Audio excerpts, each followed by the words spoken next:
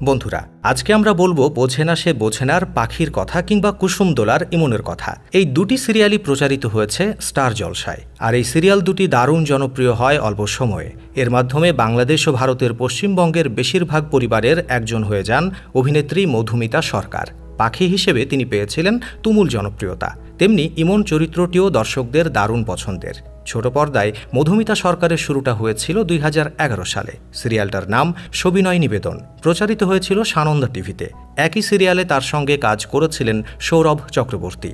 কাজ করতে করতে এসে পরিচয় হলো, মন দেয়া নেয়া হলো। মাস ছয়েক পর ২০১৫ সালের ২৬শে জুলাই তারা বিয়েও করলেন। মধুমিতা যখন স্কুলে ছিলেন তখনই টুকটাক মডেলিং করেছেন। একসময় তার ছবি ছাপা হয় ১৯-২০ ম্যাগাজিনে। এই ছবি দেখে সানন্দা টিভি তার সঙ্গে যোগাযোগ করে। সেই থেকে শুরু হলো টানা ব্যস্ততা। পড়াশোনার জন্য এতটুকু সময়ও আর পাননি। সাক্ষাৎকারে তিনি জানিয়েছেন, বোঝে না সে বোঝে না সিরিয়ালের শুটিংয়ের সময় একদম ছুটি পেতেন না, আর সৌরভও বিয়ের জন্য চাপ দিচ্ছিল।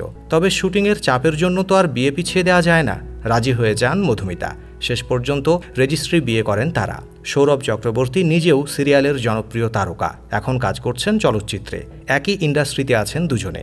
মধুমিতা জানান, কখনো তাদের মধ্যে ঝগড়া হয়নি। তার মতে, যেহেতু দুজনে একই পেশায় রয়েছেন তাই একে অপরকে বুঝতে সুবিধা হয়। কাজ আর সংসার নিয়ে তিনি বলেন, আমার বর খুব ভালো, ও বোঝে কাজ সামলে আমি কতটা সময় সংসারকে দিতে পারবো। আমি খুব লাকি যে সৌরভ আমার জীবনসঙ্গী হয়েছে। শ্বশুরবাড়িতে মা, বাবা, দিদি আমাকে কখনোই বৌমা বলে আলাদা নজরে দেখেনি, ফলে আলাদা করে দুটো জায়গা মেনটেন করার কথা কখনোই ভাবতে হয়নি।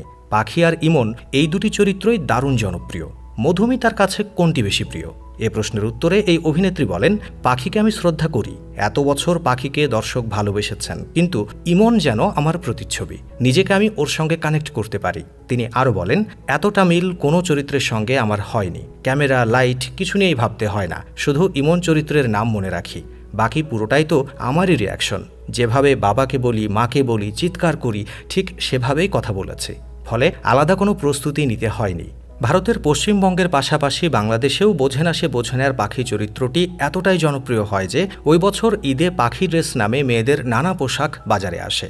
ঈদে পাখি ড্রেস না কিনে দেয়ায় বাবার উপর অভিমান করে রীতিমতো এক কেলেঙ্কারিয়াস কাণ্ড ঘটিয়ে ফেলেন এক তরুণী। আবার পাখি ড্রেস না পাওয়ায় স্বামীর সংসার ছেড়ে চলেই গেছেন স্ত্রী।